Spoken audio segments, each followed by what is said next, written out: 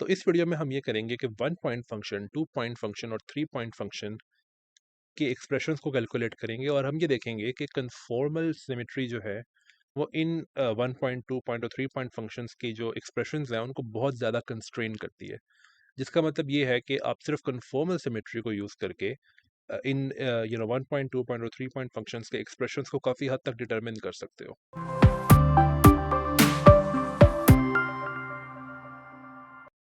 तो हम रिमाइंड करवाते हैं अपने आप को कि जो फाइनाइट कन्फॉर्मल ट्रांसफॉर्मेशंस हैं, जिसका मतलब है कि वो कन्फॉर्मल ट्रांसफॉर्मेशंस जो कि ग्लोबली डिफाइंड है, यानी कि मोबियस ट्रांसफॉर्मेशंस, वो कौन कौन सी हैं। तो हमें ये पता है कि एक तो ट्रांसलेशंस हैं, so z goes to z plus some constant complex number. फिर रोटेशंस और डायलेशंस जो हैं वो एक ही तरह की ट्रांसफॉर्मेशन में आ जाती हैं, यानी कि z goes to some lambda times z, where lambda is a complex number.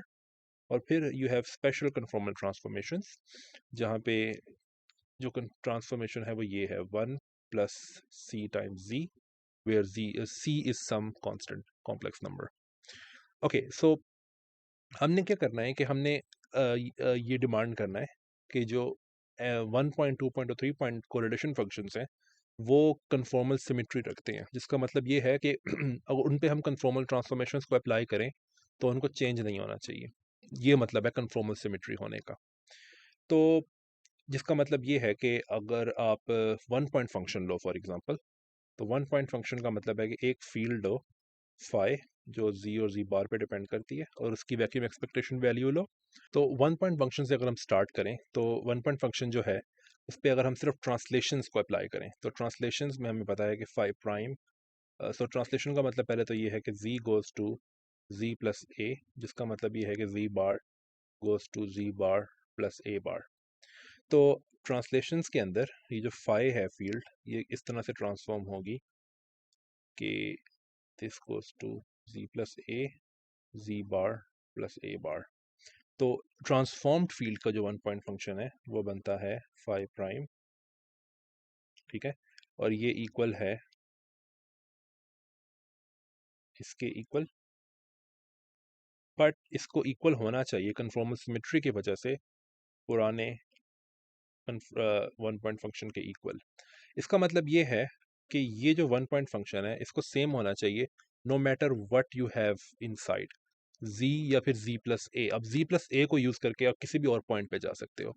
इसका मतलब ये है कि ये जो सॉरी कि ये जो 1 पॉइंट फंक्शन है फाई z एंड z बार, ये जो है ये कांस्टेंट है, ये किसी भी वैल्यू ऑफ z के लिए जो है ये सेम है।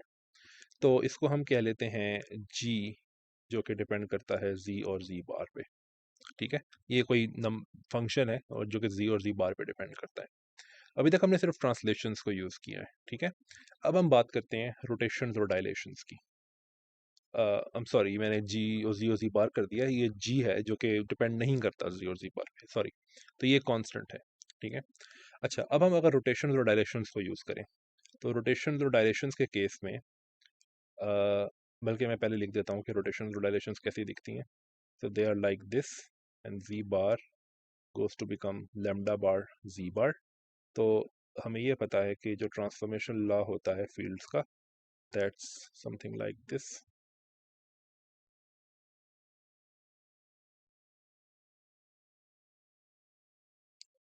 टाइम्स लाइक दिस, ठीक है। तो इसका मतलब ये है कि ये बनेगा lambda power h, lambda bar power h bar times this. इसका मतलब ये है कि अगर मैं फाई प्राइम का कोरिलेशन फंक्शन देखूं तो ये बनता है lambda power h, lambda bar power h bar times this. तो ये कन्फॉर्मल सिमेट्री की वजह से इक्वल होना चाहिए इसके, ठीक है। इसका मतलब ये है कि ये जो चीज़ है, ये जो कि g है, ये g के इक्वल है, हमने देखा था ऊपर, ये it should be equal to g, ठीक है, for all for all lambdas, no matter what lambda is, ये चीज़ जो है ये ठीक होनी चाहिए। बट ये चीज़ ऑल लैम्डास के लिए ठीक नहीं हो सकती अनलेस g इज ज़ीरो, ठीक है। इसका मतलब ये है कि g ज़ीरो होना चाहिए, जिसका ये मतलब है कि जी जो कि एक्चुअली इक्वल था इसके,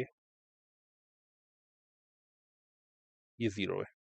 ठीक है, तो इसका ये मतलब है कि वन पॉइंट फंक्शन जो हैं वो वैनिश होने चाहिए because of translational and rotational symmetry. Okay, good. तो हमने वन पॉइंट फंक्शन को कंप्लीटली डिटरमिन कर लिया कि वो क्या है, दे आर जस्ट 0। इस पे एक छोटी सी बात मैं कर दूं कि बाद में हम कोर्स में एक ख़ास तरह की कन्फॉर्मल फील्ड थ्योरी पढ़ेंगे जिसको कहते हैं conformal field theory with spaces on spaces with boundaries. इसको हम बाउंड्री कन्फॉर्मल फील्ड थ्योरी भी कहते हैं। ठीक है, तो जब हम बाउंड्रीज इंट्रोड्यूस कर देते हैं ना, तो उसमें कुछ ट्रांसलेशनल सिमेट्री जो है वो टूट जाती है।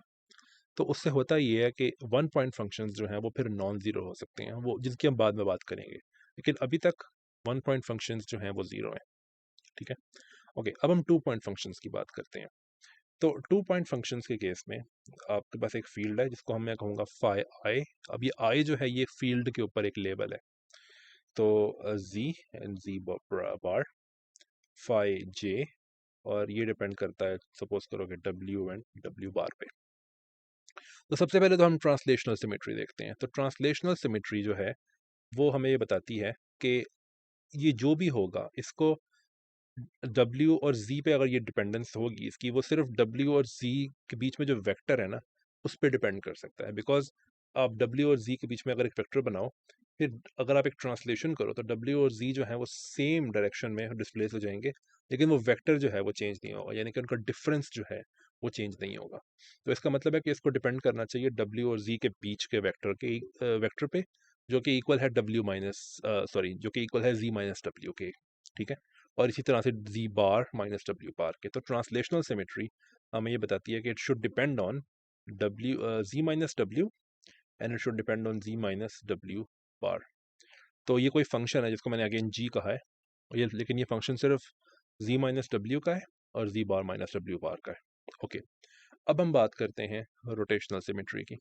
तो रोटेशनल सिमेट्री जो है उसको अगर हम अगेन यूज़ करें तो हमें पता है कि ये चीज़ जो है मैं आई थिंक कुछ स्टेप्स छोड़ूंगा यहाँ पे क्योंकि वे बिल्कुल पहले के स्टेप्स जैसे हैं।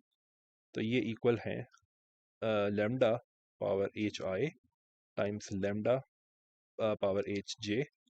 तो इसको मैं ऐसे लिखूंगा, lambda prime H I bar plus H J bar times this thing, sorry ये प्राइम नहीं है यहाँ पे,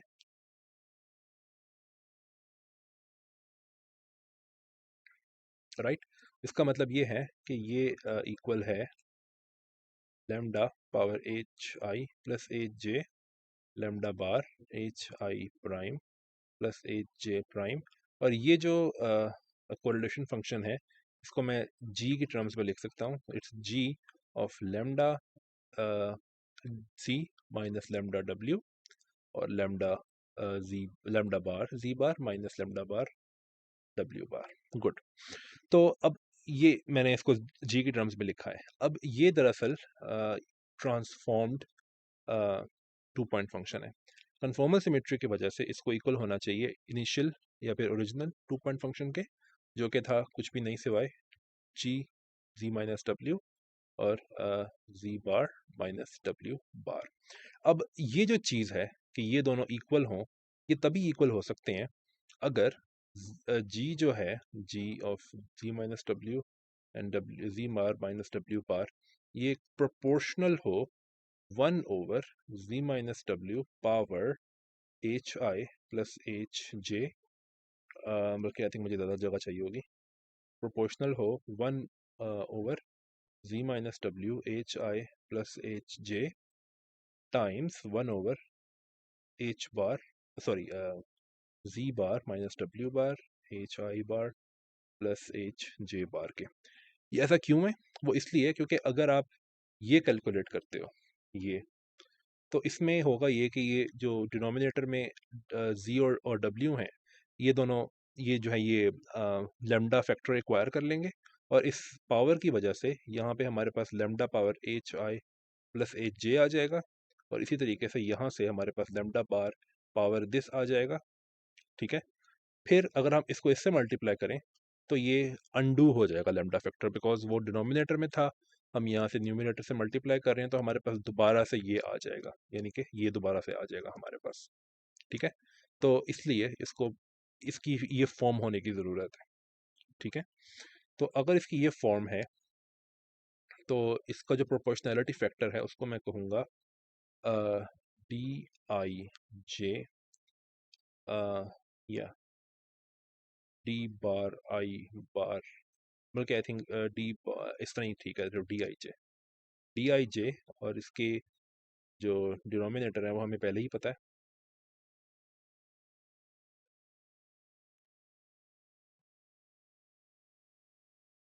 बार्स।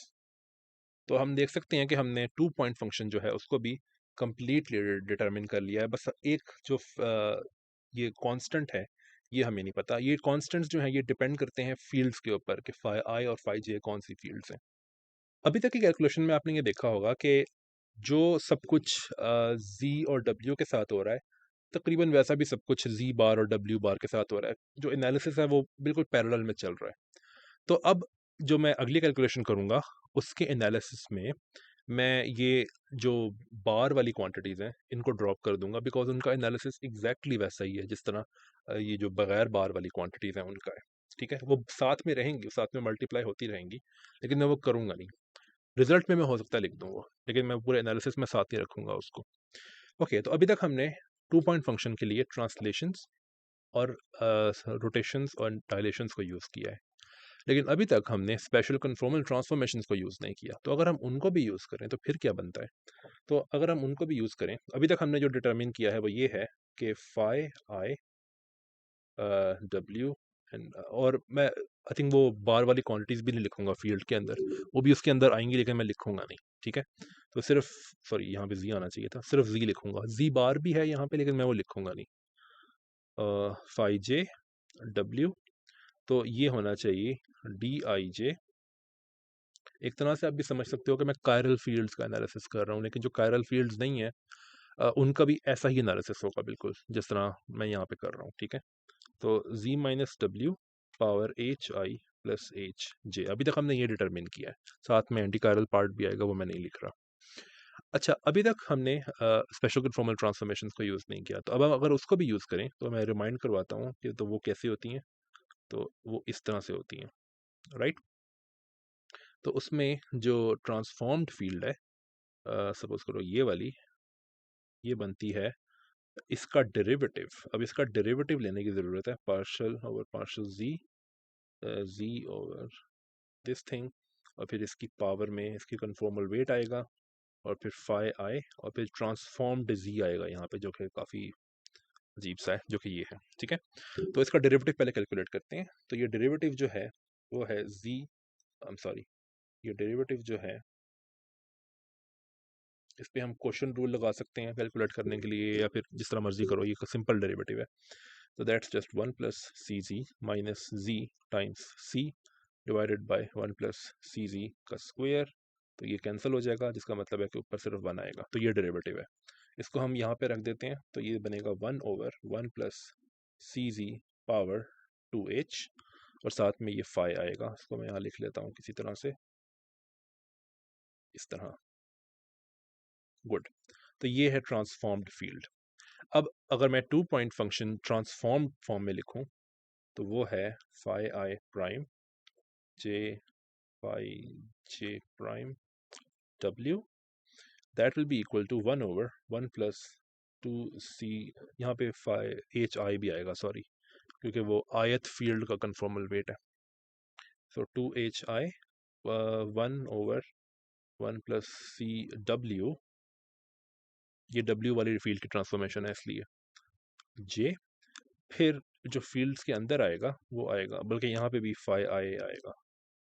ओके, सो जी 1 प्लस सी जी, बल्कि मैं तुझे मुझे और जगह चाहिए होगी,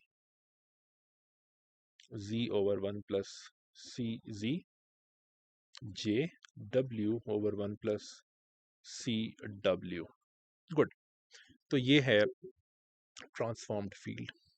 ओके, अब हम ये काम कर सकते हैं कि हमें ये पता है कि ये इक्वल होना चाहिए है अनट्रांसफॉर्म्ड 2 पॉइंट फंक्शन के, जो कि है ये, सॉरी,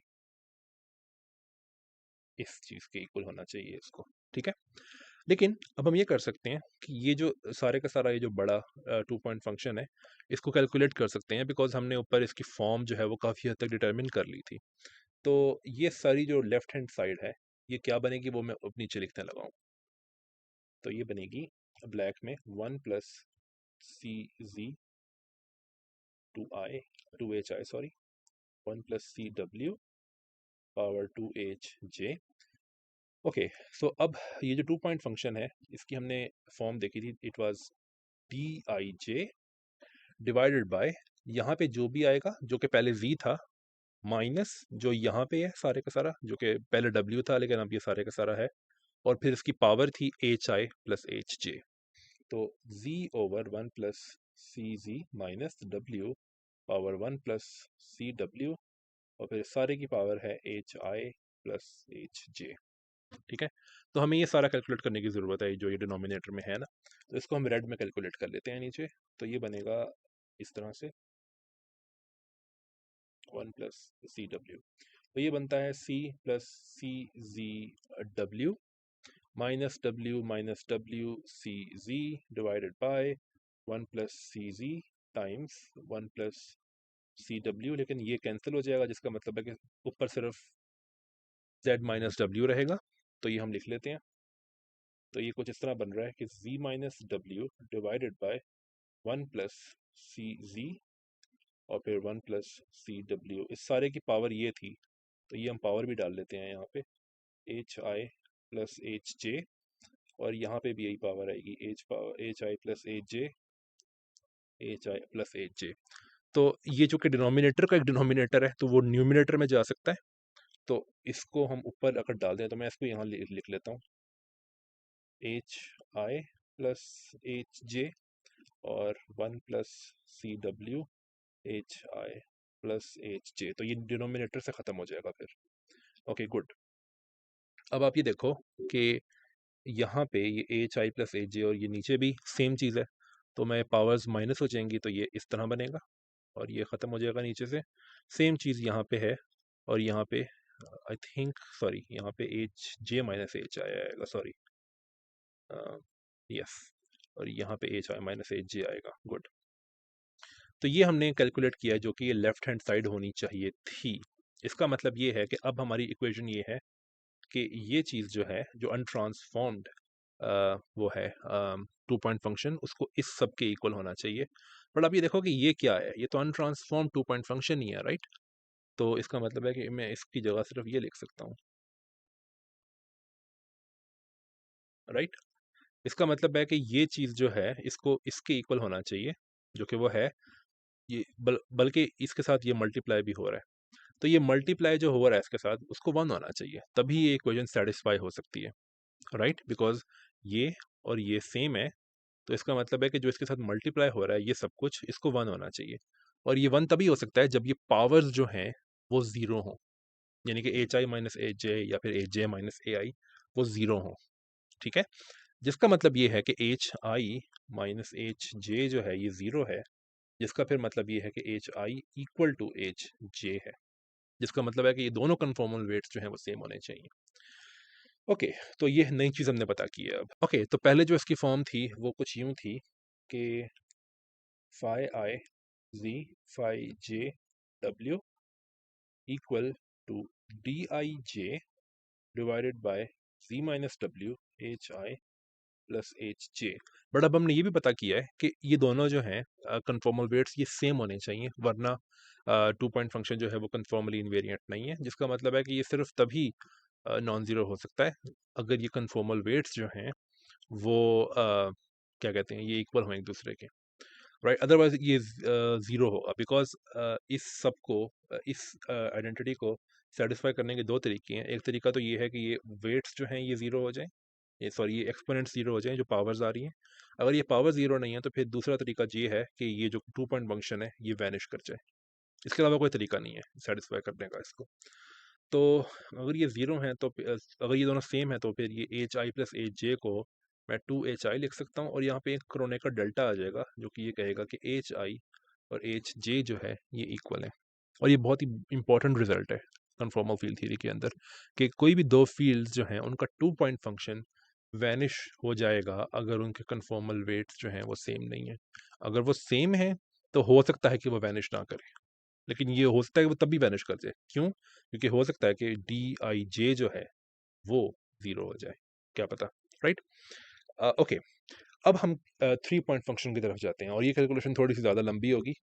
बल्कि अगर मैं यहाँ पे फाइनल रिजल्ट भी लिख दूँ, फाइनल रिजल्ट में क्या होगा कि यहाँ पे जी बार भी आ जाएगा, यहाँ पे डब्ल्यू बार भी आ जाएगा, और यहाँ पे इसी तरीके से एक ये भी आ जाएगा, राइट? और यहाँ पे एक और क्रोने का डेल्टा आ जाएगा जिसमें ये भी होगा। तो ये मैं पहले ही कह चुका था कि ये वो साथ साथ रहेंगे, वो आप रिजल्ट्स में लिख सकते हो, तो उनका एनालिसिस डिफरेंट नहीं है, राइट? ओके, अब हम बात करते हैं 3 पॉइंट फंक्शन की। तो 3 पॉइंट फंक्शन जो है उसमें इस तरह से होगा कि फाई आई, इसमें मैं इस तरह लिखूंगा, बल्कि sorry, phi one g i, g one, phi two g two, and phi three g three, ठीक है?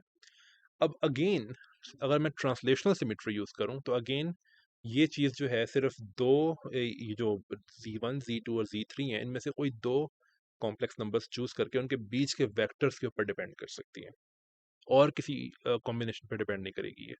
उनके वेक्टर्स पे क्यों डिपेंड कर सकती है? ये बिल्कुल सेम रीजनिंग है जो मैंने पहले दी थी, कि अगर आप ट्रांसलेशन करो तो वो वेक्टर जो है वो चेंज नहीं होगा, बिकॉज उसका एंड पॉइंट और उसका जो स्टार्ट पॉइंट है दोनों सेम अमाउंट से डिस्प्लेस करेंगे और सेम डायरेक्शन में डिस्प्लेस करेंगे।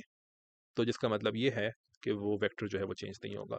मेरे पास यहाँ पे 3 डिफरेंट वेक्टर्स हो सकते हैं। एक है z1 माइनस z2, इसको हम लिखेंगे z12, जिसका मतलब है z1 माइनस z2। और इसी तरीके से अगर मैं दो और लिखूं तो एक है z12, एक है z23 और एक है z31। तो इन तीन चीज़ों पे डिपेंड कर सकता है सिर्फ ये, ठीक है? तो इसको मैं कह देता हूँ g that depends on z12, z23 and z31। किसी और चीज़ पर डिपेंड नहीं कर सकता। अब हम अगेन रोटेशंस एंड डायलेशंस यूज़ करते हैं बिल्कुल पहले की तरह। तो मैं अब स्टेप थोड़े से कट शॉर्ट करूंगा, बिकॉज बिल्कुल पहले जैसे कैलकुलेशन है इसकी। तो phi one prime z1, phi two prime z2 and phi three prime z3, ये इक्वल है phi one, sorry, lambda h1, lambda h2 and lambda h3। ये तीनों फील्ड्स की अलग अलग ट्रांसफॉर्मेशन से आएगा, लेकिन मैं इसको एक लेमडा के पावर के तौर पे लिख सकता हूँ इस तरीके से, and equal to phi one lambda times h1, phi two lambda times h2 and phi three lambda times h3। इसका मतलब ये है कि एक और बात ये कि ये चीज़ जो है ये इक्वल है इस चीज़ के कि lambda h1 plus h2 plus h3 times g lambda z12, lambda z23 and lambda z31। अच्छा, ये इसलिए हुआ है क्योंकि लेमडा जो है वो z1 से भी मल्टीप्लाई हो रहा है, z2 से भी मल्टीप्लाई हो रहा है। तो z12 जो है, तो z12 जो है चूंकि वो z1 माइनस z2 है, राइट? तो ये जो लेमडा चूंकि दोनों से मल्टीप्लाई हो रहा है, तो आप ये लेमडा कॉमन ले सकते हो, और इसका मतलब ये है कि लेमडा जो है वो z2 से मल्टीप्लाई हो जाएगा, बिकॉज ये दोनों से मल्टीप्लाई हो रहा है, आप इसको कॉमन ले सकते हो। ओके, एनीवे, तो अब कन्फॉर्मल इन्वेरियंस की वजह से ये जो ट्रांसफॉर्म्ड कोरिलेशन फंक्शन है, इसको ओरिजिनल कोरिलेशन फंक्शन के इक्वल होना चाहिए बिल्कुल पहले की तरह। That's nothing but lambda, sorry, phi one z1, phi two z2, phi three z3, right? But ये किसके इक्वल है? ये जी लेमडा जी z1, सॉरी, जी z12, z23 और z31 के इक्वल है। तो ये इक्वल है इसके जी z12, z23 एंड z31, ठीक है? तो हमारे पास जो अब कंडीशन है ना वो ये है कि ये दोनों चीज़ें जो हैं ये सेम होनी चाहिए, एक ये और ये इक्वल होनी चाहिए। तो बिल्कुल पहले की तरह है ये, राइट? अब अगेन जिस तरह हमने 2 पॉइंट फंक्शन के केस में किया था, अब हम 3 पॉइंट फंक्शन के केस में भी देख सकते हैं कि ये जो g है इसकी फॉर्म जो है वो एक बहुत ही स्पेसिफिक फॉर्म होनी चाहिए, अदरवाइज ये आइडेंटिटी जो है ये फुलफिल नहीं हो सकती। तो अब आप एक जो डिफरेंस है हम इस बार वो ये है कि 2 पॉइंट फंक्शन में हमारे पास सिर्फ एक वेक्टर था जो हो सकता था, that was z minus W, but इस केस में 3 वेक्टर्स हैं। ठीक है, तो होगा ये कि जब g जो है z12 z23 एंड z31, इसको प्रोपोर्शनल होना चाहिए z12 की कोई पावर, वो पावर जो है उसको मैं a कर रहा हूँ, z23 की कोई पावर उसको मैं b कर रहा हूँ, और z31 की कोई पावर उसको मैं c कर रहा हूँ। और प्रोपोर्शनैलिटी कांस्टेंट जो है इसको हम कह देते हैं c1 to 3। अब 1 to 3 जो है वो फील्ड्स के नंबर है इसके ऊपर, क्योंकि ये जो 3 पॉइंट फंक्शन है उसमें जो 3 फील्ड्स हैं वो है phi 1, phi 2 एंड phi 3। तो वो 1 to 3 जो है वो इसमें कोडेड है कि ओके ये उनका प्रोपोर्शनैलिटी कांस्टेंट है। अच्छा, एक चीज़ मैंने अभी तक नहीं बोली, वो ये है कि जिस तरह आपको याद होगा कि 2 पॉइंट फंक्शन में यहाँ पे नीचे z माइनस डब्ल्यू था और उसकी पावर जो थी वो H I plus H J थी, और ये पावर इसलिए चूज़ की गई थी ताकि लेमडा जब इससे मल्टीप्लाई हो तो वो इस लेमडा को अनडू कर दे जो कि वहाँ पे आ रहा था, जो कि एच आई प्लस लेमडा पावर एच आई प्लस एच जे था। बट यहाँ पे जो लेमडा आ रहा है वो है ये सब कुछ, तो इसकी इसकी पावर को अनडू करना पड़ेगा किसी तरीके से। तो इसलिए इसका मतलब ये है कि a प्लस बी प्लस सी जो है ये H1 plus H2 plus H3 के इक्वल होना चाहिए। ये क्यों है, ये बहुत सिंपल है, आप चेक कर सकते हो। वो इस तरह चेक कर सकते हो कि आप ये चीज़ कैलकुलेट करो, ठीक है। ये चीज़ जब आप कैलकुलेट करोगे तो ये तमाम जीज जो हैं इनमें लेमडास इस मल्टीप्लाई हो जाएंगे, फिर वो ये जो पावर्स हैं इनकी वो एक्वायर कर लेंगे, तो लेमडा पावर a आएगी यहाँ से, यहाँ दूसरे वाले से b आएगी, फिर c आएगी, राइट, सॉरी, राइट। फिर आप जब आप इसको इस लैम्डा से मल्टीप्लाई करोगे तो वो डिनोमिनेटर में जो लैम्डा है उससे कैंसिल होना चाहिए, क्योंकि आपको एट द एंड ये दोबारा चाहिए जो पहले था। तो वो कैंसिल सिर्फ तभी हो सकता है जब a प्लस बी प्लस सी जो कि डिनोमिनेटर वाला लैम्डा है उसकी पावर है वो इक्वल होनी चाहिए इस लैम्डा की पावर के जो कि ऊपर आ रहा है, यानी कि H1 plus H2 plus H3। ठीक है, तो ये आप आराम से चेक कर सकते हो। अगर आपको अभी भी समझ नहीं आई तो आप एक्सप्लिसिटली ये कैलकुलेशन करके देख सकते हो और चेक कर सकते हो कि ये कंडीशन जो है ये कंडीशन ये सेटिस्फाई हो रही है अगर जी की ये फॉर्म है तो। ठीक है, अब हमने अगेन सिर्फ स्पेशल कन्फॉर्मल ट्रांसफॉर्मेशन जो हैं वो चेक नहीं किए अभी तक, और बल्कि वो इम्पोज नहीं किए, एक तरह से अभी कह सकते हो वो इम्पोज नहीं किए 3 पॉइंट फंक्शंस के ऊपर। तो हम वो भी इम्पोज करके देख लेते हैं, ठीक है, उससे हमें क्या इन्फॉर्मेशन मिलती है। तो अभी तक हमने जो डिड्यूस किया है वो ये है कि phi 1 z1 phi 2 z2 and phi 3 z3, जिसको मैंने ये भी कहा हुआ है कि ये इसको मैं g ऑफ z12 z23 और z31 भी लिख सकता हूँ। इसकी फॉर्म जो है वो ये है कि c123 z12 a z23 b and z31 c है, where a plus b plus c should be equal to h1 plus h2 plus H3। I think मुझे थोड़ा सा साइड पे लिखना चाहिए था, ये a प्लस बी प्लस सी जो है ये है H1 plus H2 plus H3। Okay, अभी तक हमने a b और c की एक्सप्लिसिट वैल्यूज कैलकुलेट नहीं की हैं। अब हम ये देखेंगे कि स्पेशल कन्फॉर्मल ट्रांसफॉर्मेशंस जो हैं उनको अप्लाई करने से हम ये कर सकेंगे, हम तीनों की वैल्यूज जो है वो कैलकुलेट कर सकेंगे। ओके, तो अगेन हम रिमाइंड करवाते हैं अपने आप को कि स्पेशल कन्फॉर्मल ट्रांसफॉर्मेशन जो है वो कैसे काम करती है। तो it takes z to z divided by 1 plus C C. ठीक है, तो अब हम जो ट्रांसफॉर्म्ड फील्ड्स देखते हैं वो क्या है, phi 1 phi 2 एंड phi 3। सो इसमें जो इसका डेरिवेटिव था वो हमने पहले कैलकुलेट किया हुआ है, तो हमें दोबारा कैलकुलेट करने की ज़रूरत नहीं है। हमने वो कैलकुलेट किया था, इट वाज 1 प्लस सी जी 1 आएगा पहले में पावर 2, लेकिन अब चूंकि इसमें उसका डेरिवेटिव पे वो भी पावर आनी चाहिए कन्फॉर्मल वेट की, बिल्कुल पहले जैसी कैलकुलेशन आई है, तो यहाँ पे 2h1 आ जाएगा। इसी तरीके से जब आप दूसरी फील्ड की ट्रांसफॉर्मेशन करोगे तो आपके पास ये आ जाएगा, फिर तीसरी फील्ड की ट्रांसफॉर्मेशन जब करोगे तो ये आ जाएगा 2h3, और फिर साथ में जो कोरिलेशन फंक्शन के अंदर फील्ड्स आएंगी दे विल बी अच्छा, अब उसके अंदर जो जी होंगे वो ट्रांसफॉर्म्ड जीज होंगे। तो Z1 divided by 1 plus C Z1, phi two Z2 1 plus c Z2 times phi three Z3 1 plus C Z3। ठीक है। अब हमने ये जो 3 पॉइंट फंक्शन है इसका पहले ही जो एक्सप्रेशन है वो डिराइव किया हुआ है, तो वो हम अब यूज़ करके देखते हैं। तो ये जो 3 पॉइंट फंक्शन ये यहाँ पे इतना बड़ा सा आ रहा है, इसकी इसकी हम इसका एक्सप्रेशन हम देखने लगे हैं कि ये क्या है। तो ये होगा C1 2 3 again divided by Z12 power A। ये आपको याद होना चाहिए, ये था Z12 पावर A। अब Z1 और Z2 क्या है इसमें, ये पूरे का पूरा Z1 है और ये पूरे का पूरा Z2 है। ठीक है। तो इसको हमने एक्चुअली पहले कैलकुलेट किया हुआ है इस तरह की चीज़ को, तो हम वो डायरेक्ट लिखेंगे यहाँ पे। तो ये बनेगा Z12 जो है वो ये माइनस ये होगा। ठीक है। तो वो क्या बनता है, वो है Z1 minus Z2 divided by 1 plus C Z1 and 1 plus c Z2। और इस सब की पावर A आनी चाहिए थी, ये याद रखने की ज़रूरत है।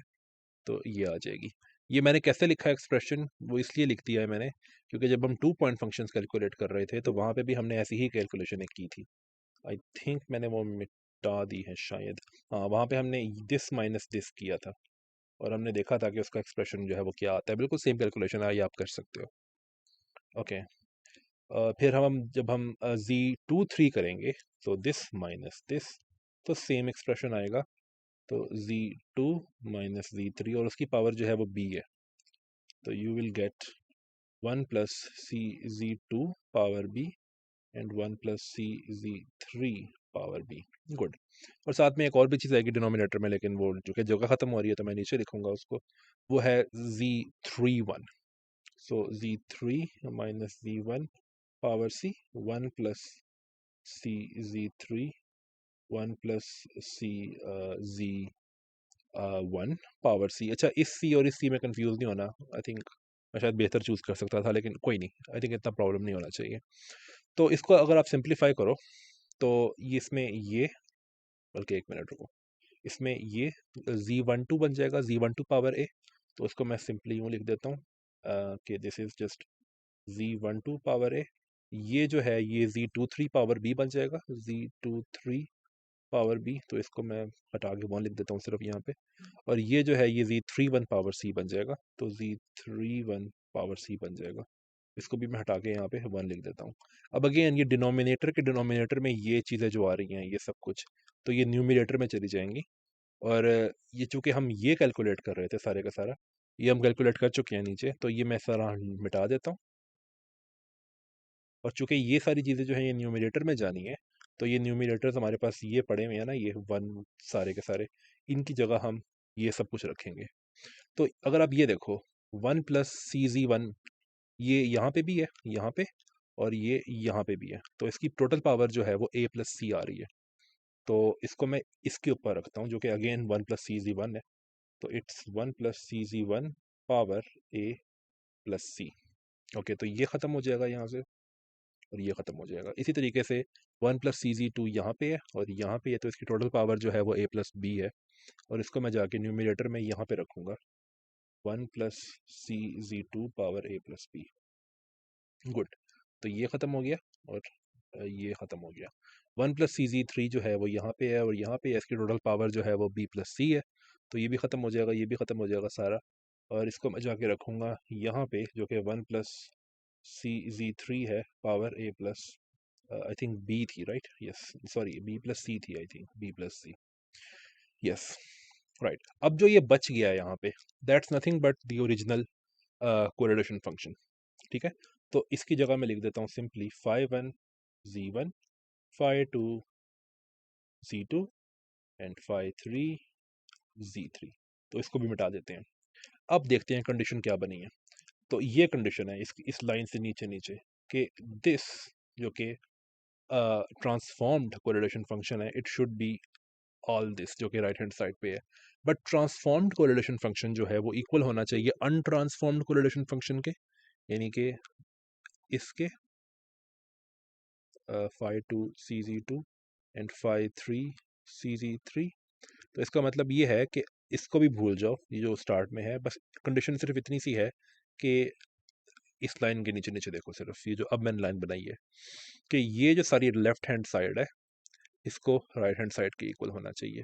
अब अगेन आप देख सकते हो कि यहाँ पे ये कोरिलेशन फंक्शन और ये कोरिलेशन फंक्शन सेम है, जिसका मतलब ये है कि ये बाकी सब कुछ जो यहाँ पे मल्टीप्लाई हो रहा है ये 1 होना चाहिए।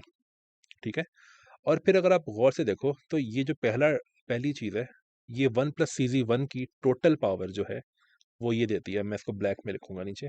तो ये जो पहला फैक्टर है ये है 1 + CZ1 पावर A + C, और ये चूंकि 2H1 डिनोमिनेटर में है तो ये आएगा -2H1।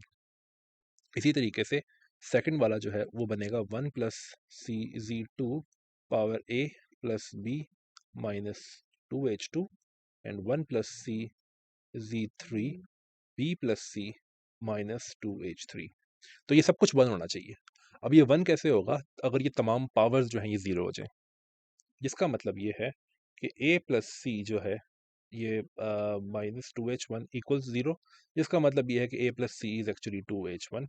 इसी तरीके से ये जो है ये कहेगा कि A + B = 2H2, इसका मतलब है कि B + C इज 2H3। तो आपको ये 3 इक्वेशन सॉल्व करनी है, साइमल्टेनियस इक्वेशंस, और आपको क्या कहते हैं A + B जो है, A, B और C जो हैं उनकी वैल्यूज मिल जाएंगी। तो ये साइमल्टेनियस इक्वेशन सॉल्व करना जो है ये तो हाई स्कूल का काम है, राइट? ये आप कर सकते हो and you will get this thing कि A is H1 + H2 -H3, B जो है ये है -H1 + H2 + H3, and C जो है ये है H1 -H2 + H3। तो अब आप देखो कि हमने A, B और C तीनों की वैल्यूज कैलकुलेट कर ली हैं, जिसका मतलब है कि हम 2 पॉइंट फंक्शन को टोटली बता सकते हैं कि वो क्या है। बस एक जो C13 वाला जो वो है प्रोपोर्शनैलिटी कांस्टेंट, वो हम नहीं बता सकते, वो डिफरेंट होगा डिफरेंट फील्ड्स के लिए। तो जो एट द एंड रिजल्ट है 3 पॉइंट फंक्शन के लिए, सो phi1 Z1, phi2 Z2 and phi3 Z3, इसका जो रिजल्ट है वो ये है कि Z12 की पावर A थी ना, तो A जो है हमें पता लग गया है कि वो है H1 + H2 -H3। फिर Z23 उसकी पावर B थी, तो B है -H1 + H2 + H3। और फिर उसके बाद था Z31, तो उसकी पावर जो कि C थी, तो वो है H1 -H2 + H3। ये साथ ही मल्टीप्लाई होंगे, लेकिन जो कि जगह कम है तो मैं ऐसे लिख रहा हूँ। और जो प्रोपोर्शनैलिटी कांस्टेंट था उसको मैंने C123 कहा हुआ था। तो ये है 3 पॉइंट फंक्शन। ठीक है। तो इसका मतलब है कि कन्फॉर्मल इन्वेरिएंस जो है वो डिटरमिन कर देती है 2 पॉइंट फंक्शन का फॉर्म भी, और 3 पॉइंट फंक्शन की फॉर्म भी डिटरमिन कर देती है। ठीक है।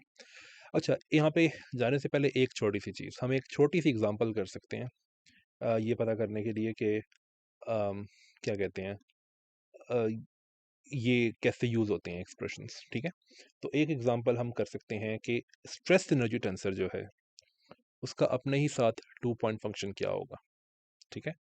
सबसे पहले तो ये कि मैंने कहा था कि चूंकि 1 पॉइंट फंक्शन वैनिश करते हैं, तो इसका मतलब है कि टी जी का 1 पॉइंट फंक्शन जो है ये 0 है। ओके। ओके। तो सो टी का 2 पॉइंट फंक्शन अपने ही साथ जो है वो क्या होगा? वेल, हम टी और टी की ओपीई यूज कर सकते हैं। तो ओपीई अगर हम यूज करें तो that will be this whole thing +2 TW plus derivative of t. तो इसकी हम अलग अलग वो क्या कहते हैं कोरिलेशन फंक्शन ले सकते हैं। तो पहले वाले का ये होगा, फिर ये दूसरे वाले का, और फिर ये तीसरे वाले का। बट आप ये देख सकते हो कि ये जो दूसरे वाला है इसका ऑपरेटर, इसकी जो वो है क्या कहते हैं 1 पॉइंट फंक्शन, वो 0 है, because this is just the correlation function of T, और कुछ भी नहीं है, ये बाकी सब कुछ नंबर्स हैं, आप बाहर निकाल सकते हो। तो दिस वैनिशेस। इसी तरीके से डेरिवेटिव ऑफ टी का जो 1 पॉइंट फंक्शन है वो भी वैनिश कर जाएगा, because it's a 1 point function. ये जो है ये है C/2 times Z - W power 4, और ये 1 पॉइंट फंक्शन आइडेंटिटी का है, यानी कि आइडेंटिटी ऑपरेटर 1, राइट, उसका कोरिलेशन फंक्शन जो है वो जीरो नहीं होता, that's just 1। So 1 point function सिर्फ आइडेंटिटी एलिमेंट का 1 है, ठीक है, ओके, तो वो 1 है, राइट। इसका मतलब है कि ये है 2 पॉइंट फंक्शन को उसका टी का अपने ही साथ। तो क्या ये मैच करता है उस रिजल्ट से जो हमने देखा था पहले? तो हमारे रिजल्ट के मुताबिक इसको होना चाहिए था टी आई आई आई मैंने इसलिए लिखा बिकॉज दोनों फील्ड जो हैं वो सेम है, टाइम्स एच आई, वो तो होना ही है बिकॉज दोनों के कन्फॉर्मल वेट सेम है, divided by z minus W 2 times H I. अब इसका जो कन्फॉर्मल वेट है वो क्या है? इसका कन्फॉर्मल वेट जो है वो 2 है, तो 2 टाइम्स एच जो है वो 4 होगा, तो इट्स 4, बिल्कुल मैच करता है। इसका मतलब ये है कि हम यहाँ से डी आई आई, बल्कि आई की जगह मैं टी लिख देता हूँ बिकॉज मैं उसकी बात कर रहा हूँ, स्ट्रेस टेंसर की। तो डी टी टी हम निकाल सकते हैं, तो डी टी टी जो है दैट्स c/2। ये एक इम्पॉर्टेंट रिजल्ट हम निकाल सकते हैं, इसको हम बाद में यूज़ भी करेंगे।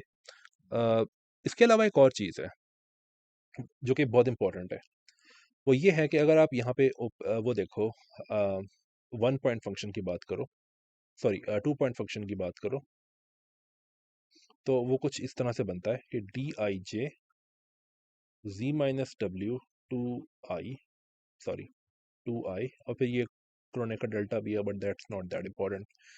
अब एक इम्पॉर्टेंट बात ये है कि अगर मैं दो पॉइंट्स हैं यहाँ पे z और w, अगर मैं w पॉइंट को कंसिडर करूं और z को उसके इर्द गिर्द घुमा के वापस ले आऊं, ठीक है, तो स्टार्टिंग में जो वैल्यू थी इस 2 पॉइंट फंक्शन की, यानी कि इस पॉइंट पे, इस सारे घूमने के बाद जब दोबारा मैं वहाँ पे वापस आऊँगा ना यहाँ पे, तब भी वही वैल्यू होनी चाहिए। इसका मतलब ये है कि एक से ज़्यादा वैल्यूज़ नहीं होनी चाहिए इस क्या कहते हैं 2 पॉइंट फंक्शन की एक ही पॉइंट के ऊपर। तो इसको हम कहते हैं सिंगल वैल्यूडनेस, कि ये जो 2 पॉइंट फंक्शन है ये सिंगल वैल्यूड होगा, ठीक है। सिंगल वैल्यूड कब हो सकता है? ये सिर्फ तब हो सकता है जब ये जो z माइनस डब्ल्यू है ना, इसकी कोई जो पावर आ रही है ना वो इंटीजर हो। अगर इंटीजर पावर ना आए तो फिर हमें, ये आपने कॉम्प्लेक्स एनालिसिस हम श्योर पढ़ा होगा, इसके लिए कन्फर्मर फील्ड थ्योरी के लिए पढ़ा होना चाहिए, लेकिन अगर नहीं पढ़ा हुआ तो आपको मैं ये कहूँगा कि आप ना, there is something called branch points. So branch points के बारे में जाके पढ़ो कि ब्रांच पॉइंट्स क्या होते हैं। ब्रांच पॉइंट्स ऐसे पॉइंट्स होते हैं जिनके इर्द गिर्द अगर आप एक इस तरह का कॉन्टूर बनाओ तो सिंगल वैल्यूडनेस नहीं रहती कुछ फंक्शंस की, ठीक है। ये फंक्शंस पे डिपेंड करते हैं ऑब्वियसली ब्रांच पॉइंट्स। तो अगर आप z minus W power n की बात करो, तो अगर n जो है वो इंटीजर ना हो तो इट हैज़ ब्रांच पॉइंट्स, ठीक है। तो n को इंटीजर होना ज़रूरी है, ये बहुत इंपॉर्टेंट बात है सिंगल वैल्यूडनेस के लिए, n को इंटीजर होना ज़रूरी है। बट यहाँ पे जो एक्सपोनेंट आ रहा है वो है 2 टाइम्स h आई। इसका मतलब है कि जो 2 टाइम्स h आई है it should B N integer, जिसका मतलब ये है it should be in integers, ठीक है। इसका मतलब ये है कि h जो है या तो वो इंटीजर्स में है या फिर h जो है वो हाफ इंटीजर्स में है, इसको हम z/2 लिखते हैं। हाफ इंटीजर्स का मतलब है कि h जो है वो हो सकता है for example +-1/2, +-3/2 and so on. क्यों? वो इसलिए क्योंकि अगर आप इस ऐसे किसी एज को 2 से मल्टीप्लाई करो, it would still be N integer, तो ये चीज़ तब भी सेटिस्फाई हो जाएगी, ठीक है, ओके। तो ये बहुत ही इंपॉर्टेंट एक क्या कहते हैं रिस्ट्रिक्शन है एज के ऊपर कि it should B N integer और हाफ इंटीजर। आगे जाके हम ये भी देखेंगे कि एज शुड बी पॉजिटिव। ये अभी तक मैंने ये नहीं प्रूव किया कि एज पॉजिटिव होना चाहिए, but as should be positive. वो काइंड ऑफ आप यहाँ से भी देख सकते हो कि अगर एज पॉजिटिव ना हो तो क्या होगा। अगर एज पॉजिटिव ना हो तो ये z माइनस डब्ल्यू जो है इसकी एक पॉजिटिव पावर आएगी, क्योंकि अभी तो z माइनस डब्ल्यू जो है वो डिनोमिनेटर में है, राइट। लेकिन अगर एज पॉजिटिव ना हो तो डिनोमिनेटर में एक नेगेटिव पावर आ जाएगी इसकी, तो इसका जिसका मतलब है कि ये न्यूमिनेटर में चला जाएगा, और इसका मतलब है कि यहाँ पे फिर कुछ इस तरह आएगा कि there is d I j times z minus W power some positive power. But ये एक बहुत बड़ी प्रॉब्लम है, बिकॉज इसका मतलब ये होगा कि z और w जितने दूर जाएंगे, यानी कि z और w जो है जितने दूर जाएंगे, ये चीज़ उतनी ही बढ़ेगी, और जिसका मतलब है कि ये दो फील्ड्स जो हैं ये उतनी ही कोरिलेटेड है जितनी ही दूर हैं।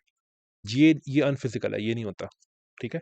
दैट्स व्हाई जितनी दूर जाएंगी ये फील्ड्स उतनी अनकोरिलेटेड होनी चाहिए। That's why v minus W की एक पॉजिटिव पावर डिनोमिनेटर में आनी चाहिए, ना कि न्यूमिनेटर में। तो ये एक फिजिकल आर्ग्यूमेंट है इस चीज़ के लिए कि एच जो है वो पॉजिटिव होना चाहिए, लेकिन इसके अलावा भी मैथमेटिकल आर्ग्यूमेंट्स, बहुत रिगरस आर्ग्यूमेंट्स मौजूद है, इनकी हम आगे बात करेंगे कि एच को पॉजिटिव ही होना चाहिए, ठीक है?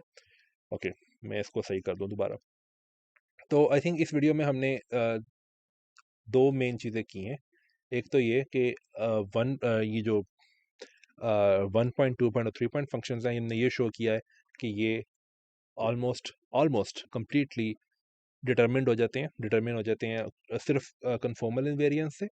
दूसरी बात हमने ये शो किया है कि एच जो है, यानी कन्फॉर्मल वेट्स जो हैं वो या तो इंटीजर्स हो सकते हैं या तो हाफ इंटीजर्स हो सकते हैं, अगर आपको सिंगल वैल्यूडनेस चाहिए, ठीक है? जो कि बहुत ही अच्छी चीज़ है सिंगल वैल्यूडनेस होना, ठीक है? तो ये दो मेन मेन रिजल्ट्स हैं इस वीडियो के। So until the next video, bye.